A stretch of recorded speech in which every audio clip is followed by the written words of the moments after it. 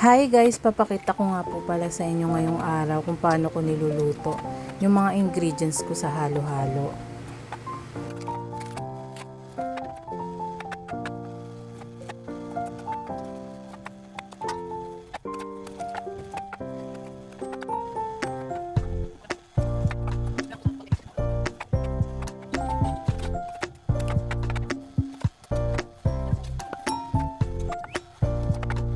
Ito na nga po pala guys, yung nabalatan kong 3 kilot kalahati na kamote.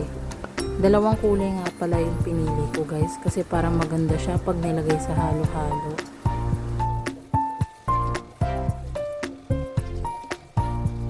Huhugasan ko lang pala to guys ng 2 beses para matanggal yung dumi sa kamote.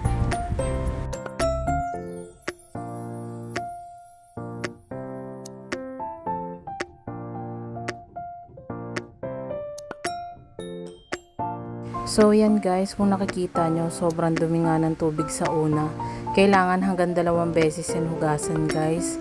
Kasi yun yung nagiging dahilan kapag hindi mo nahugasan ng maigi. Diyan yung nagiging dahilan kung bakit napapanis yung kamote.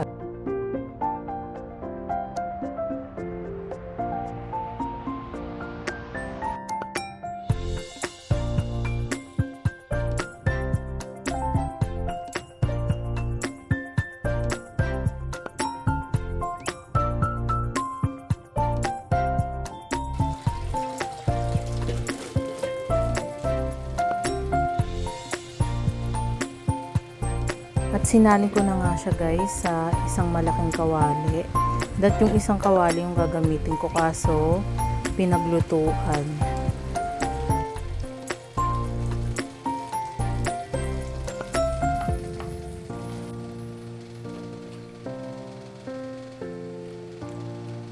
Yung tubig pala na ilalagay nyo guys, kailangan hindi siya lalagpas sa kamote. Ang pagluluto ko dito sa kamote guys, kailangan hindi siya masabaw. Kasi pag masabaw siya guys, madaling mapanis yung kamote. Yung asukal pala na nilagay ko dito guys ay brown. Yung kalahating kilo guys, hindi ko siya inubos, may natira pa rin sa kalahating kilo. Tatansyahin nyo na lang yung paglagay ng asukal guys.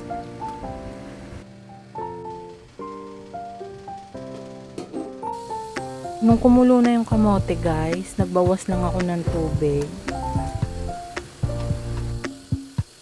Kailangan kasi guys, hindi siya masabaw para hindi madaling mapanis.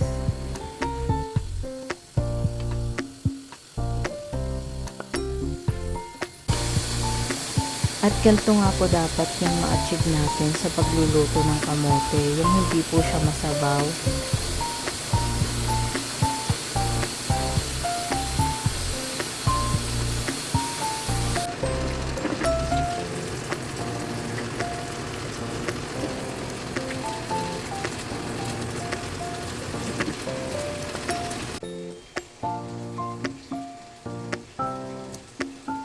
At ito nga yun guys, yung luto ko sa kamote, yung malapot na yung syrup niya.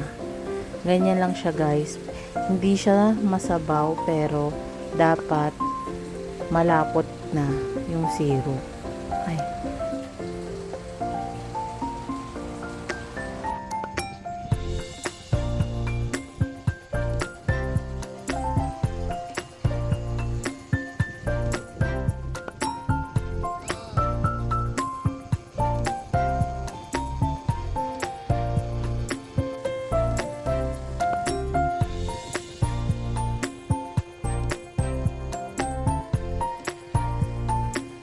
Next naman pong lulutuin itong beans, 1 kilo.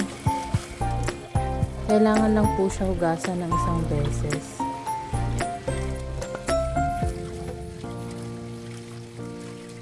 Pag magluluto po pala kayo ng beans, kailangan lang gumamit ng pressure cooker.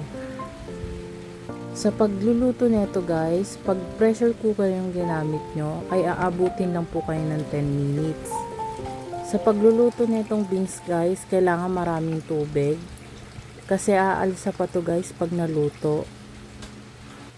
Kapag wala po kayong pressure cooker, kailangan po gabi pa lang nakababad na tong beans bago lutuin.